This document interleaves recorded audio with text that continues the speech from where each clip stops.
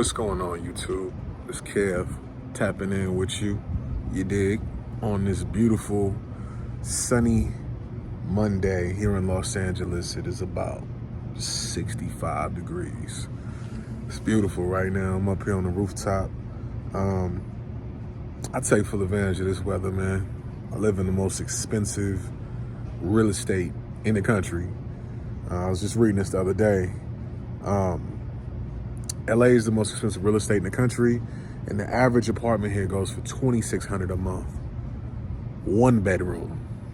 So we pay for the weather, bruh. Sunshine tax. Anyways, look. So topic today is my ego killed the bag. My ego killed the bag. Public enemy number one, your ego.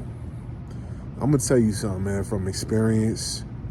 I have been the guy to fuck up a lot of money, a lot of relationships, a lot of interactions, a lot of situations where I could have had somebody be my mentor, or,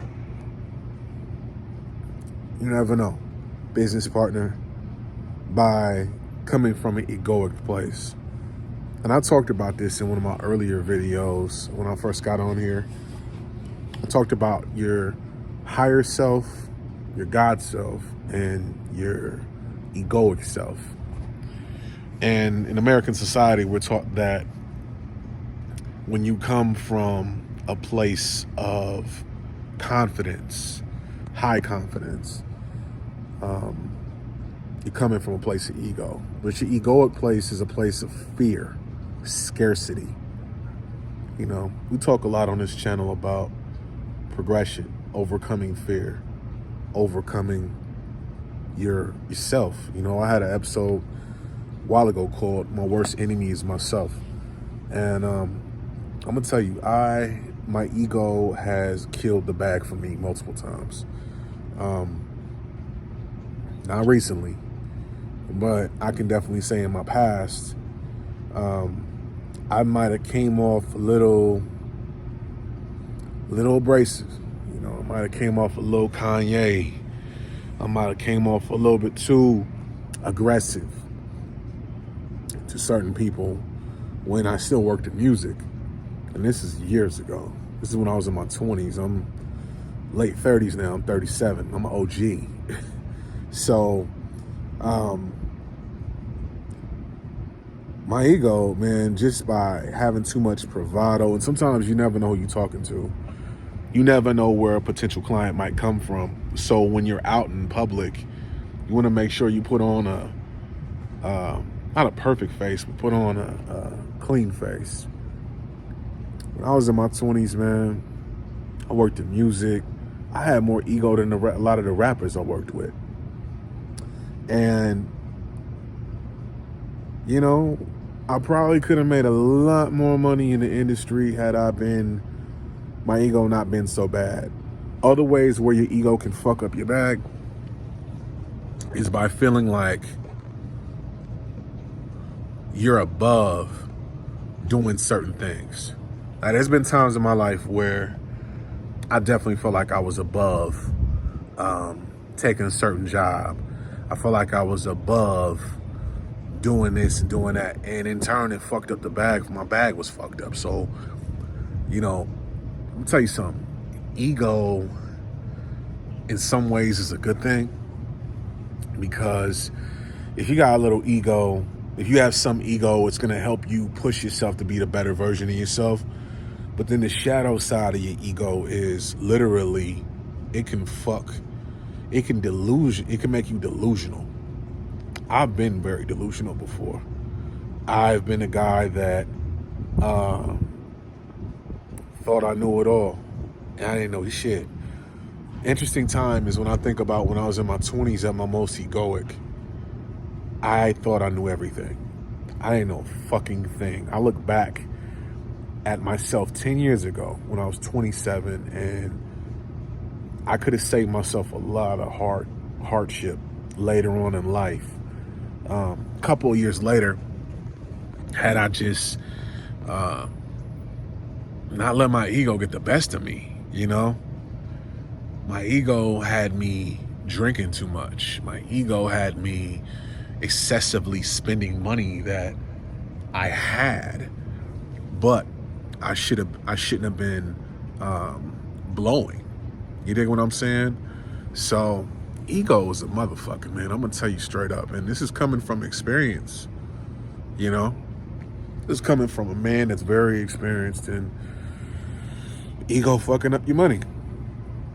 So I'm gonna give you a couple of ways, because we're all about solutions here, how you can really check your ego. Number one, work out daily. Get a nice hard morning workout in. And the reason why I say this is because usually ego, it comes off because you're trying to cover something up. For me, I definitely overinflated my sense of self-worth, or my sense of worth, in my 20s, because I had a lot of issues, internal issues that I never worked on. So when I started to work out more in my late 20s, I've always worked out, but when I started to work out more and be more consistent, and I started to work out for different reasons, when I worked out in my earlier 20s, it was strictly off pure ego. In my latter 20s, 27, 28, 29, I started to work out for my health. And if you get a good morning workout in the morning, it's gonna help kill your ego. You're gonna realize, damn, I'm not as strong as I was. I gotta work on that. You know what I mean? Another thing is this.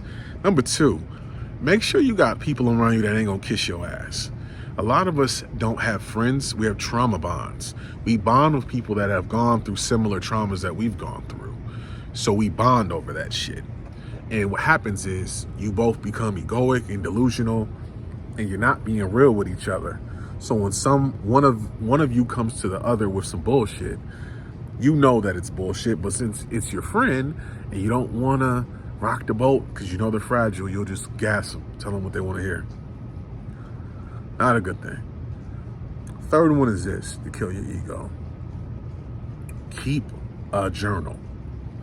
My journal for years I had a journal I used to write in from when I was a kid. That turned into a book that I kept in college, a spiral notebook. It turned into a blog back in 05. I had that blog for about from 05 to 08. It's actually still online. If you really search, you'll find it.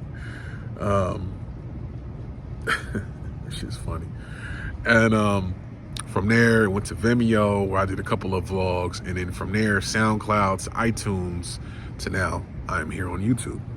So I keep a journal, and I put mine out publicly because I want y'all to hold me accountable for my bullshit. I have episodes on my iTunes podcast where I go back and listen. I'm a little embarrassed because I'm like, fuck, what was I thinking? But it's a part of evolution. I'm not always gonna be perfect. So keep a journal. Even if you do videos like this, I'm shooting this on my iPhone. I don't have no fancy camera yet. I'm shooting this on my iPhone. You know what I mean? You shoot these videos as like audio, like video journals, or maybe you do voice memos, or maybe you do a podcast, and just have it be something that you share for yourself. That'll help you out. That'll help keep you level. But those four, man, like I said, work out every morning, do something physically intensive. Number two, make sure that you have friends that don't kiss your ass, no yes men. Number three, accountability partners are very important. Like I said, keep a journal. That should help you out a whole lot. Don't allow your ego to think you're above doing certain shit, okay? Don't do it, all right? Like, share, subscribe, comment. Yo, I'm gonna tell y'all this. I'm looking to get to 1,000 subs. I wanna make that shit happen this year, for the next couple of months. I'm not far from it.